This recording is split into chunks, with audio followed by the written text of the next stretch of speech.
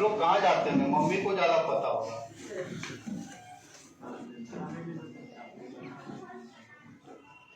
जो किचन बनता है मॉडर्न किचन, देखिए अलग अलग कहता है कि खींचो उसको, क्या निकलेगा, मसाला है। फिर वो बड़ा सा रहेगा, ये कहेगा इसमें चावल, दाल, आटा, खींचो, ठीक है। इसी तरह इसमें और कुछ रख दिए, ड्राई फ्रूट्स रख दिए, कुछ में बर्तन डाल दिए। तो कहने का मतलब है जो मेरा किचन है, सुविधा के लिए क्या करते हैं, उसको बांट देते हैं, विभिन्न कैबिनेट में बांट देते हैं, मतलब उसको डिवाइड कर देते हैं। सामान सब रखना इसमें रहे तो उसको पता रहता है। तो हमारा संविधान जो अभी हमने बताया कितना भाग था, 22 भाग था। तो 22 भाग में क्या किया, हमारा जो संविधान था, यही संविधान, इसको 22 भाग में जो बांटा है, तो क्या किया है, यही काम तो किया है जिसे हम लोग सुविधा के लिए करते हैं। तो देखिए भाग का आपको अर्थ समझ में आ गया यहां से कैसे भाग है।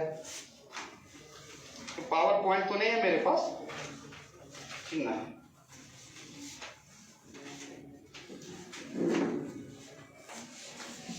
पावर पॉइंट आता था आपको दिखाते। देखिए ये आपका संविधान के भाग है, आपको मिल जाएगा कहीं भी, बुक्स में मिल जाएगा। खाली हमने समझाने का प्रयास किया, कंसेप्ट देने का कि क्यों ऐसा किया गया। तो भाग 1 में अभी देखिए भाग है, एक भाग हो गया यहां पर, अब ये हो गया। दूसरे में जो रखा गया वो विषय हो गया, इधर हो गया अनुच्छेद। एक भाग 1 में यहां विषय लिख दिया, ठीक है, संघ और उसके संघ एवं उसके क्षेत्र, अनुच्छेद 1 से 4। दूसरा हुआ नागरिकता, अनुच्छेद 5 से 11। तो इसी तरह ये कहां चला जाएगा, 22। कितना कैबिनेट बना इसमें, 22। और लास्ट में अनुच्छेद कितना आ जाएगा, 395। देख रहे हैं, बढ़ दिया। और लास्ट में देखिए आपका आ गया कितना, 22 भाग 395 आ गया। तो क्या कि संविधान जो इतना बड़ा संविधान था, बृहद संविधान था, भारत का संविधान सबसे बड़ा संविधान था, तो सुविधा के लिए क्या कर दिया, 22 भाग बनाया। और भाई 22 भाग में क्या किया, सब अलग अलग विषय डाल दिए, ठीक है। तो यही जो है एक प्रकार से वही ना किया, जैसे किचन में सबको अलग अलग रखते थे, हम संघ एवं उसके भाग को 1 से 4 अनुच्छेद में रख दिए, एक कैबिनेट खत्म। दूसरे हम नागरिकता के बारे में, नागरिकता वाला चैप्टर खोले, फिर तीसरे को खींचेंगे। इसी तरह आपका 22 भाग वाला, इसी में बहुत भाग इंपॉर्टेंट है, जैसे आपका है 9 नंबर में, 10(9)A में, उसके बाद संघ और राज्यों के बीच संबंध जो 11वां भाग में पढ़ना है हमको। ये सब आपका डिफरेंट चैप्टर बन गया एक प्रकार से। अब कोई किताब खोलेंगे ना तो ये देखिएगा इतना चैप्टर में डिवाइड आपको मिलेगा, कोई भी आप खोल लीजिएगा कहेगा हाँ इस भाग। तो ये क्यों किया गया, उसको विषय के साथ साथ अनुच्छेद, बस यहां से यहाँ, तो ये कंटिन्यूशन में है, बीच में कहीं ब्रेक आपको नहीं मिलेगा। 1 से शुरू होगा 395 तक चला जाएगा। तो भाग आपको समझ में आ गया संविधान का क्यों किए थे। एक हमने किचन का उदाहरण दिया, कैसे कैबिनेट बना के उसको अलग अलग करके, उसको अलग अलग सहूलियत के लिए। तो यहाँ भी वही काम हम लोग कर दिए। और यही आपको संविधान जब पूरा पढ़ना पड़ेगा तो इसमें जो जनरली जीएस में जो जो इम्पोर्टेंट भाग है उसको हम लोग टेकअप करेंगे। जो इम्पोर्टेंट भाग रहेगा उसको हम लोग, उसी तरह अनुसूची अभी कितना बता दिया आपको, उसी तरह अनुसूची है। इससे जो है एक प्रश्न पूछा जाता है कि किस अनुसूची में क्या है। तो ये भी आपको पूरा किताब में मिल जाएगा। अब कोई भी देख लीजिए, खाली हम बता देते हैं, थोड़ा सा बहुत फास्ट बताएंगे। जैसे अनुसूची में भाग 1 में जो है वही चीज है, राज्य एवं संघ राज्य। 2 में क्या है कि जो विभिन्न पदाधिकारियों का वेतन है उसका चर्चा है, कितना वेतन मिलेगा। उसमें जैसे हो गया राष्ट्रपति, राज्यपाल, लोकसभा अध्यक्ष, विधानसभा अध्यक्ष, ये सारा है। तीसरा में जो है, जब कोई जीतता है तो क्या करता है, शपथ लेता है। इसका शपथ लेता है, क्या करेंगे, रक्षा करेंगे। तो ये अनुरूप सबका अलग अलग है, राष्ट्रपति क्या लेंगे, प्रधानमंत्री क्या लेंगे। तो शपथ का क्या है, फॉर्मेट है, तो वही उसका चौथी अनुसूची जो है, राज्यसभा जो है, अभी राज्यसभा जस्ट इसके आगे हम लोग जाएंगे, आपको बताएंगे कल से राज्यसभा का, वो भी एकदम खाली परिचय कराएंगे आपको। तो इस राज्यसभा में जो कहां से सदस्य जाता है, राज्यों से, ठीक है।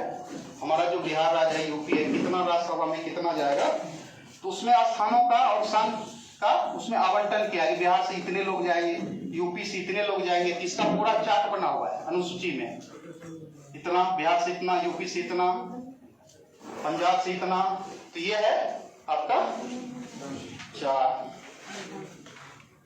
5 में है आपका अनुसूचित क्षेत्र और अनुसूचित जनजातियों का प्रशासन। कुछ नोटिफाइड एरिया होता है, जैसे आप नॉर्थ ईस्ट में जाइएगा तो सरकार उसको नोटिफाइड करता है, उसके डेवलपमेंट के लिए उसके कुछ विशेष प्रावधान कर लेता है। उसका अनुसूचित जनजाति का जो क्षेत्र है, ठीक है, वो अलग प्रशासक होगा, उसका क्या नियम है तो और देशों से अलग होगा। तो ये पूरा वर्णन 5 में है।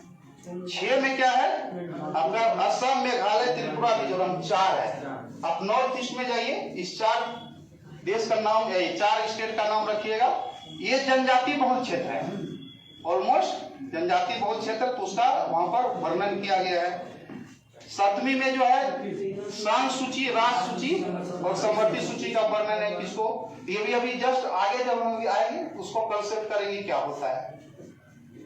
उसका 8 खत्म। मूल में कितना था अभी बताए, 9वीं में हमने बता दिया, कुछ भूमि सुधार संबंधी हुआ था, संपत्ति वगैरह का जो था 9 में रखा गया।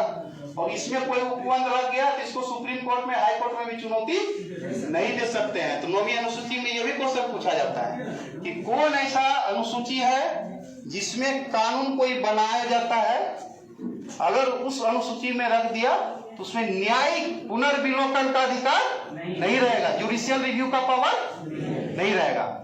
तो आंसर क्या होगा, क्लियर है, ये क्वेश्चन पूछा जाता है।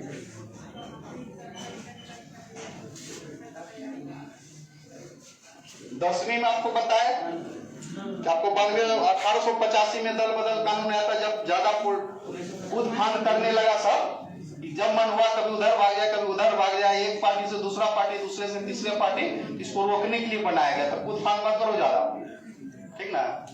किसके लिए, जो एमपी थे, एमएलए थे, उसके लिए। और 11वीं में हमने पंचायती राज अपने बताया, त्रिस्तरीय, और 12वीं में नगर निकाय। आपका संविधान का एक परिचय, अब कोई चीज इसमें नहीं बचा। आपने बताया कि संविधान, अब देखिए अब एकदम सिनॉप्सिस, अब 5 मिनट में सिनॉप्सिस सब मिटा दिया, हम कुछ नहीं सामने रखें। भारत का संविधान, संविधान बना संविधान सभा के द्वारा, संविधान सभा के द्वारा 2 वर्ष 11 महीना 18 दिन में इसको कंप्लीट कर लिया गया। और कब कंप्लीट किया, 26 नवंबर 50 में। फिर लागू कब हुआ, 50 में। उस दिन से हमारा देश गणतंत्र हो गया, गणतंत्र हो गया। अब जब संविधान बना उसमें टोटल कितने अनुच्छेद थे, 395। कितने भाग थे, 22 भाग। और कितने अनुसूची थे, और वही को पढ़ना है, वही एक एक चैप्टर। आप इसको कोई चैप्टर खोलिएगा मिलेगा, भाग इतना और अनुच्छेद रहेगा इतना।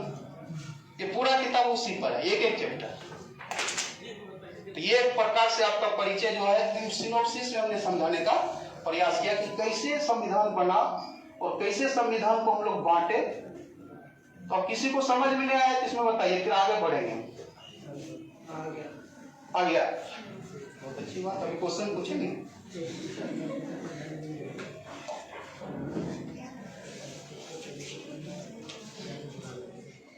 देखिए ये तरीका अपनाया है कि दिल्ली में जब मैं पढ़ाता था कोचिंग संस्थान में, यही टेक्निक था। उस समय हमने साइंस टेक पढ़ाया करता था, बायोटेक्नोलॉजी, परमाणु बम, ये बम वो बम, एकदम डिफरेंट चैप्टर था।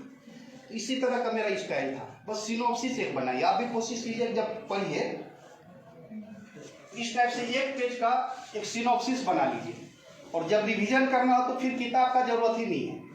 ये देख लीजिए, पूरा संविधान एक परिचय खत्म इसी एक स्लाइड में।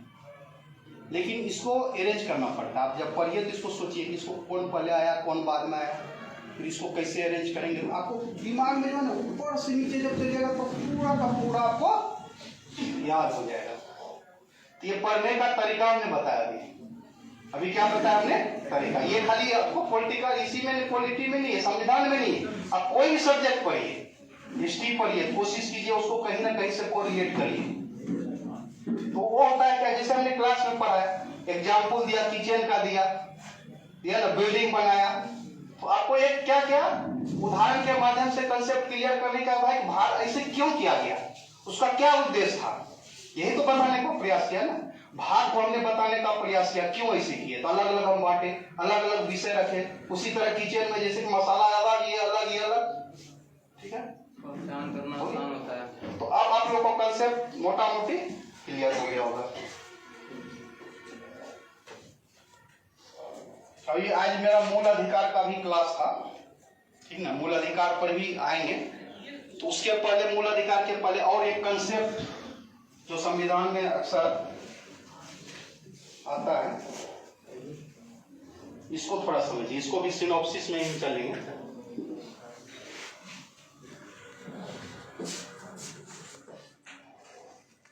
भारत के शासन जो है, जो शासन होता है,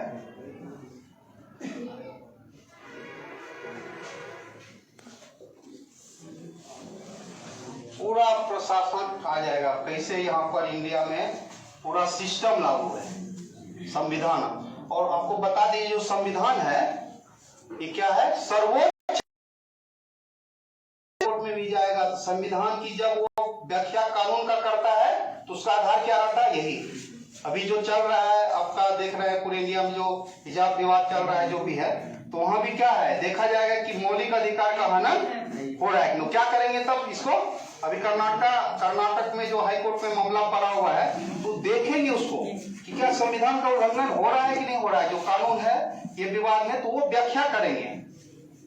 फिर हाई कोर्ट हो सकता है कि उसके बाद सुप्रीम कोर्ट व्याख्या करे, तो व्याख्या किस लाइट में करेंगे, इसी संविधान के आधार पर, क्योंकि संविधान मेरा क्या है, सर्वोच्च कानून है, इससे ऊपर भारत देश में कोई कानून नहीं है।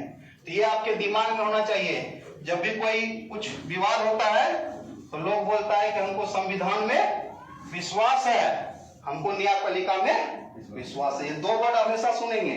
जब कोई विवाद उत्पन्न होता है तो लोग कहता है कि हमको न्यायपालिका में विश्वास है, हमको संविधान में विश्वास है। दो वर्ड आता है। क्यों आता है कि संविधान में जो लिखा गया है और जो कानून बना, न्यायालय हमारा जो है वो देखता है कि क्या संविधान के अनुरूप है या नहीं। मौलिक अधिकार में जब पढ़ाएंगे तो वहां पर असंगत विधियों का संरक्षण आता है, असंगत विधियों का संरक्षण वहां आपको बताएंगे, काफी एकदम वर्ड को पकड़ पकड़ के बताएंगे आपको। तो पहले इसको समझ लेते हैं। हमने शासन के अंग लिखा था ना, शासन के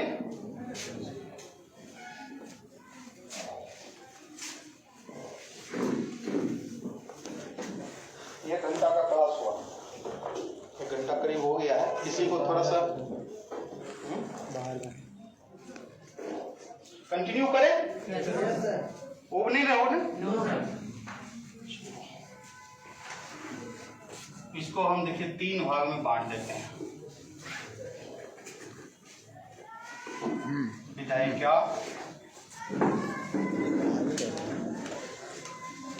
कार्यपालिका,